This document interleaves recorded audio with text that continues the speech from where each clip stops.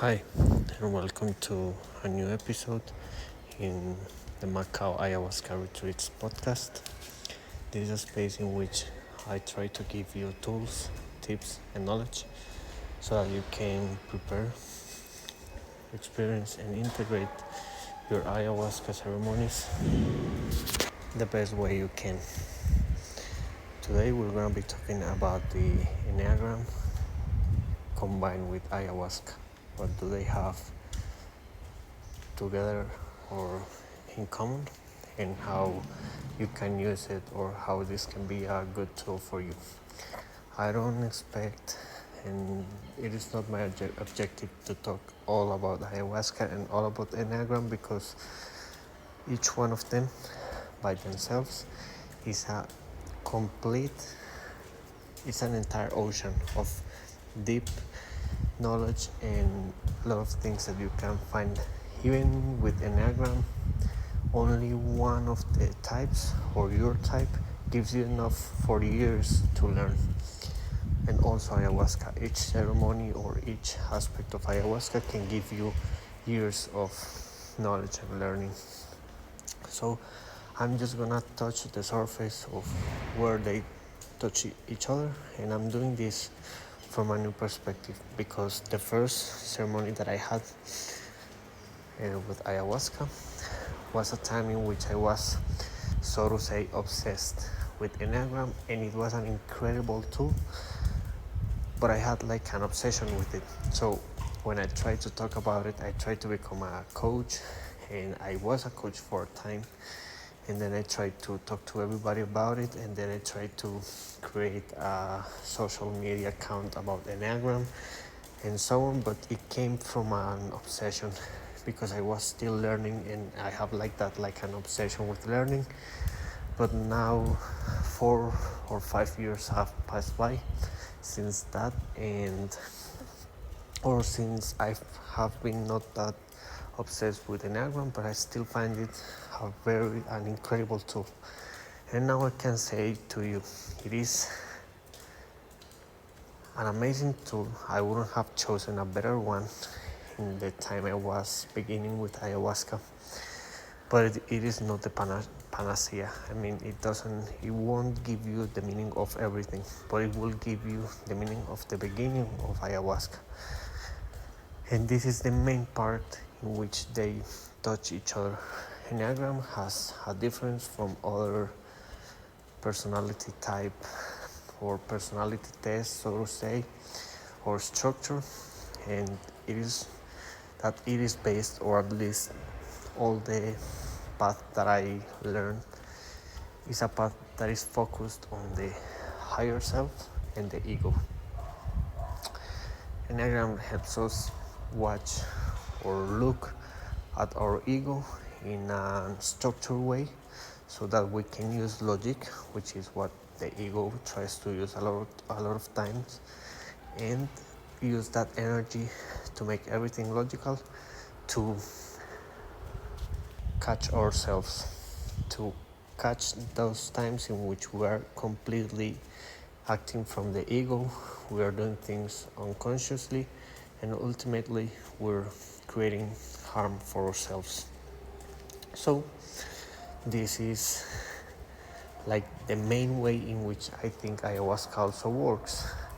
Ayahuasca works by showing us and multiplying the energy of the ego tenfold, or elevating it, I don't know how many times, but it gets it to such strong energy that we cannot ignore it. And one of the main things that the ego does is ignore the things that he is doing, the ego is doing. So ayahuasca gets us to a place where we cannot ignore it, and it also gives us like an expansion of two parts of our brain. The left part, which is the visions and the intuition part, in which it helps us like see things that we didn't see before in the day-to-day routine. And then it also activates the right part of our brain, which is like the calculation and the future, and that one helps us like do a projection in the future. If I keep doing this unconsciously, if I keep doing this kind of harm that I didn't know that I was doing, then this is going to result in something that I don't want to create. So I must stop it. The other part that ayahuasca shows us is our higher self. It shows us what we can become if we stop doing everything like driven by the ego and driven by our fears, and shows us what we have always been and what we will be if we are only love, or if we act with courage, or if we act from a different perspective and with different intentions. And that is the other part of Enneagram. Enneagram not only tells us the pitfalls of the ego, but it also shows us what each Enneagram type should do and what it will become if he stops doing or starts doing some things, and then it like projects the higher self of that person, our lights, and we stop projecting the shadows. Okay, those would be like the two-dimensional part, and that is the main thing. But Enneagram also divides the egos or the types between three main groups, which are the ones that are driven by the body or the instincts, so to say, the ones that are driven by the fears or the mind, and the ones that are driven by shame, so to say, or by the heart. And this is also one of the main things that I think all psychedelics can do, but ayahuasca is very, very emphatic in here, are the emotions. We know energetically that ayahuasca works mainly with the solar plexus and with the heart, which are the two chakras that are, so to say, in the middle of the body. And this is why ayahuasca is so known for being so physical and so strong compared to other medicines. Because when you do a mushroom therapy, I'm not degrading it or looking down to it, but what I'm saying is that it is very different. It may show you much more love and how to connect yourself and make you feel good and so on. But ayahuasca is much more like, yeah, I will connect you with everything, with nature, and it will be an unforgettable experience, but I will also show you your mistakes. And this is the great power of ayahuasca. You may have fear before going to it, but this is a power you need to use, because it will place your fear in the right place. We normally in our routines and our egos has fear, and you won't get rid of fears. Nobody that is drinking ayahuasca or any psychedelic will get rid of fear or the emotions that are born from it, be rage or shame, which will be the ones that are driving you all the time and shaping your decisions and ultimately your life. But what you can do is direct the fear to the right place, so you can stop having fear of what others talk about you, and maybe you'll have fear of acting the same way for years and years and creating a life that deep down you know you hate, and each day you will hate every day more. So when you stop caring about what others, or when you care a little bit less about what others think and care a little bit more about what you really are and what you really think deep inside you in your higher self, then you start acting different. And that is what ayahuasca will show you. So ayahuasca will show you your emotions, the emotions that drive your ego, and your ego shaping your decisions, then emotions are shaping your reality. And all of your emotions in the theory of chakras are in your plexus. So you need to like what I like to tell people is ayahuasca is gonna do a profound cleaning in your temples. Your temple is your body, your mind, and your soul.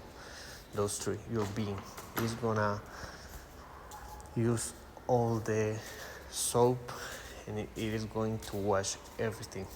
But the first part of washing a temple that hasn't been washed for a long time is that you're going to be seeing a lot of dirty water going out of it. So in the first hours of that cleaning, of that profound cleaning, you're gonna think that it was better not cleaning because you're gonna look at all the mess that you haven't cleaned.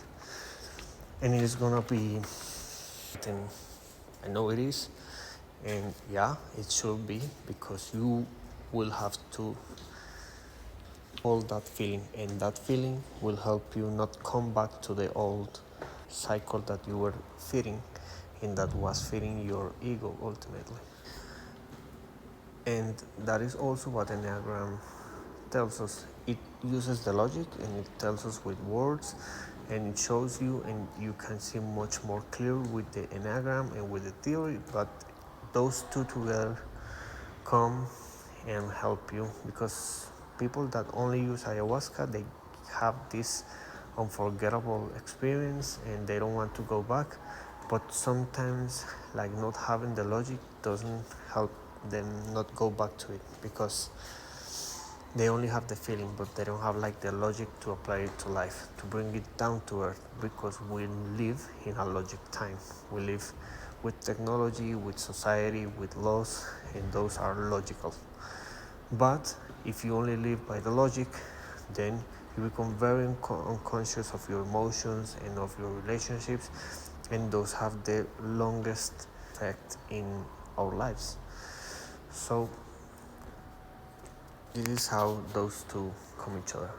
Now, one of the things that I like the most about Enneagram is that it helped me after my ayahuasca experiences. I had like a clear path.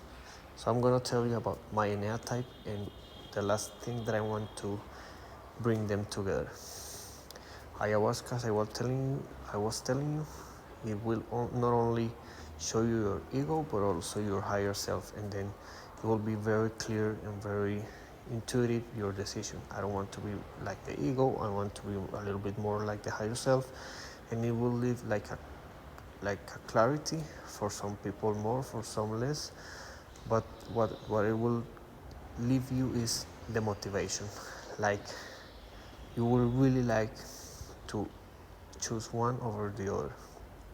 That is very important, and that is like the starter of an engine. But then you need like a system, the engine itself, injectors, gas, cylinders, so that it keeps working and moving your car where you want to go. So Enneagram helped me here because each Enneatype type has like a north where it should be heading to. And it helped me because I have the motivation, but I also have the logic to apply it every day. I was an Enneatype 6, and the 6 is connected to the 9 in this way. Like, the healing path of a 6 was behaving more like a 9, but not in the surface, but in the deep inside me. So that deepness, that depth was in me because of ayahuasca. I was being much more deep about my actions, but the logic and what I should to be doing every day came with the Enneagram. So it taught me that a 6 is very, very driven by fears and by anxiety and so on. And the Enneatype 9 is a much more relaxed Enneatype, and so the message in the end, I'm gonna be very superficial here, but the message in the end was to trust myself and to trust life and the process. And it was very hard for me to understand and apply this before ayahuasca, because I was reading Enneagram before ayahuasca.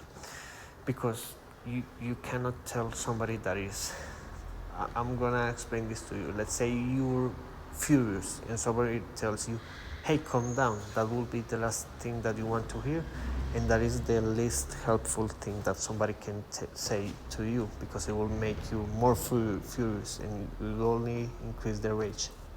So ayahuasca helped me like really understand what it meant to trust the process, even by being an Enneagram type 6. And I started doing a lot of things and eliminating a lot of things that fed my Enneagram type 6 ego. And that, in result, those two together became, to that point, was the happiest times of my life. It was like 2 months, so to say, that I was losing the sense of time, the notion of time. I was having days that I can't even describe, but I think it was because of those two together. So I want to leave you with this. I don't know if you're more interested in Enneagram, or if you know about it, or if you're more interested about ayahuasca and you don't know Enneagram, or vice versa. But I want to leave you like my experience, and if you want us to help you through this whole process and give you this and much more tools to prepare, experience, and integrate your ayahuasca experiences, we do it here in Medellin, Colombia, with certified shamans. And I hope this has been helpful, and to see you soon. Bye.